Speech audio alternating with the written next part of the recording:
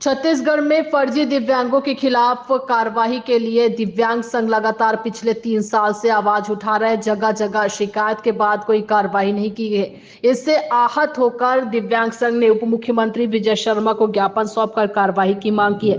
दिव्यांग संघ का आरोप है कि सरकारी नौकरी में दिव्यांग कोटे से लगभग 200 से ज्यादा लोग फर्जी दिव्यांग प्रमाण पत्र बनवाकर नौकरी कर रहे हैं। दिव्यांग संघ के अध्यक्ष बोहित राम चंद्राकर का कहना है कि जितने भी दिव्यांग कोटे से सरकारी भर्ती हुआ है उनका राज्य मेडिकल बोर्ड से शारीरिक परीक्षण कराया जाए और जो फर्जी साबित होते हैं उनके खिलाफ कड़ी से कड़ी कार्रवाई की जाए। हमारे संवाददाता ने दिव्यांग संघ के लोगों से बातचीत की।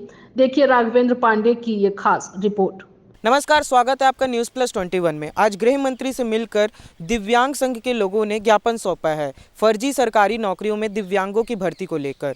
आइए सीधा बात करते हैं दिव्यांग संघ के लोगों से। भैया, सबसे पहले अपना नाम बताइएगा।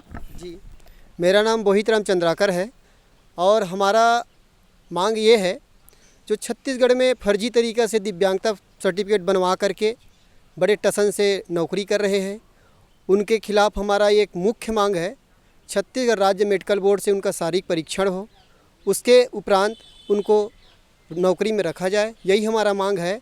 और वर्तमान में भी फिलहाल आरईओ का पोस्ट आया है, जिसमें रिजल्ट भी आ चुका है, परिणाम भी घोषित हो चुका है, जिसमें 300 फर्जी दिव्यांग वहाँ पेपर दिलाए हैं, जिसमें 300 में 200 लोग फर्जी हैं और 100 लोग ही सही दिव्यांग पाएंगे। ऐसा हम मांग अभी सीएम डिप्टी सीएम महोदय के पास आए थे, ज्ञापन दिए हैं और आश्वासन अभी मिला है कि कार्रवाई होगा करके। हम यही मांग करते हैं कि छत्तीसगढ़ राज्य मेडिकल बोर्ड से ही उनका दिव्यांगता का सर्टिफिकेट का और उसका शारीरिक सत्यापन हो, उसके उपरांत ही उनको ज्वाइनिंग लेटर दिया जाए। ये हमारे छत्तीसगढ़ दिव्यांग सेवा का मुख्य मांग है। गृह मंत्री जी को जब आपने दिया ज्ञापन, अपनी समस्याओं को रखा, तो उनकी क्या प्रतिक्रिया थी, किस तरीके का रवैया था और क्या करने के लिए उन्होंने कहा है? अब वो कब तक इस पे कार्रवाई करने के लिए कहा है, ये भी बताइएगा। अब हम लेटर तो दिए हैं, ज्ञापन दे दिए हैं। अब मंत्री जी देखे हैं, बढ़िया से सुने भी हैं और सब अवगत भी कराएं सभी बात को कि हम हर 3 साल से लड़ाई लड़ रहे हैं महोदय जी, और अभी तक हमारा कोई कार्रवाई नहीं हुआ है। और आपसे हम उम्मीद लेकर के आए हैं, इतना दूर दूर से सब पूरे अलग अलग ज़िला से आए हैं, पूरे छत्तीसगढ़ लेवल से, तो उम्मीद लेकर के आए हैं महोदय जी से, डिप्टी सीएम से मिलने के लिए, और आश्वासन दिया है कि कार्रवाई ज़रूर करवाएंगे, ऐसा करके बोले हैं। आप 3 साल से लड़ाई लड़ रहे हैं, इसके अलावा और कहाँ कहाँ आपने ज्ञापन दिए हैं, कहाँ कहाँ शिकायत की है और कहाँ से कार्रवाई हुई है, नहीं हुई है, या कार्रवाई का आश्वासन दिया गया? कार्रवाई तो हम लोग छत्तीसगढ़ में 3 साल से संचालनालय में दिए हैं, मंत्रालय में दिए हैं, सचिवालय में दिया। ऐसा कोई विभाग नहीं है जहाँ पर हम लोग शिकायत नहीं दर्ज करवाए हैं, लेकिन कार्रवाई होता नहीं है। लीपापोती करके ख़त्म कर देते हैं हमारा जो सही मांग है उसको। हम लोग को देखो आज स्थिति हमारा दिव्यांग, कितना हम दिव्यांगता श्रेणी में हैं, आने जाने में अलग तकलीफ होता है और बहुत ही हम लोग परेशानी का सामना कर रहे हैं। जो वास्तविक जो पढ़े लिखे हैं और आज बेरोजगार घूम रहे हैं, और जो फर्जी दिव्यांग हैं उन लोग आज बड़े टसन से नौकरी कर रहे हैं। तो उनके खिलाफ़ विशेष हमारा मांग है कि कभी भी उनका छत्तीसगढ़ राज्य मेडिकल बोर्ड से जाँच हो।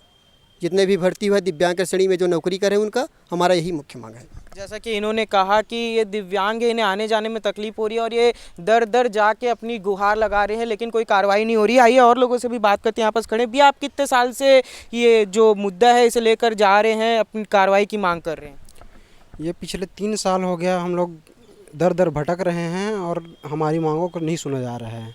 जी, क्या चुनौतियों का सामना करना पड़ता है आने जाने में, और शारीरिक रूप से भी कुछ तकलीफें होती, कैसी चुनौतियों का सामना करना पड़ता है? बहुत चुनौती है, आने जाने में बहुत तकलीफ़ होती है, चलने बस नहीं मिलता है कभी आने जाने में, और कुछ कई ठो प्रॉब्लम होती है। तो ये थे दिव्यांग संघ के लोग जो आज पहुंचे थे गृह मंत्री के पास अपनी समस्या को लेके। अब देखना ये होगा कि आगे क्या कार्रवाई होती है, क्या इनकी मांगों को पूरा किया जाता है, क्या इनके हक में जो फैसला आता है कि नहीं आता है, ये देखने की बात होगी। ऐसी खबरों के लिए बने रहिए हमारे साथ। कैमरामैन नवेश के साथ मैं राघवेंद्र पांडे, न्यूज़। बता दें कि व्याख्याता एलबी शासकीय उच्चतर माध्यमिक विद्यालय सरई पतेरा विकासखंड लोरमी जिला मुंगेली में पदस्थ है, जिनका राज्य मेडिकल बोर्ड से शारीरिक परीक्षण कराया गया, जिसमें फर्जी पाया गया। इसके बावजूद कोई कार्रवाई नहीं किया गया।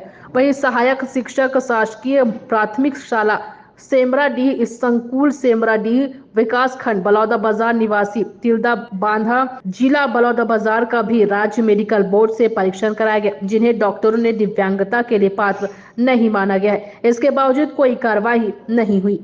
इसके साथ ही शासकीय उच्चतर माध्यमिक विद्यालय सोनसरी विकास खंड अकलतरा जिला जांजगीर में व्याख्याता का भी राज्य मेडिकल बोर्ड से शारीरिक परीक्षण कराया गया, लेकिन डॉक्टरों ने अपात्र बताया। इसके बावजूद कोई कार्रवाई नहीं की गई है। जल्द ही नाम और प्रमाणित दस्तावेजों के साथ उजागर करेंगे। तब तक के लिए देखते रहिए न्यूज़ प्लस 21।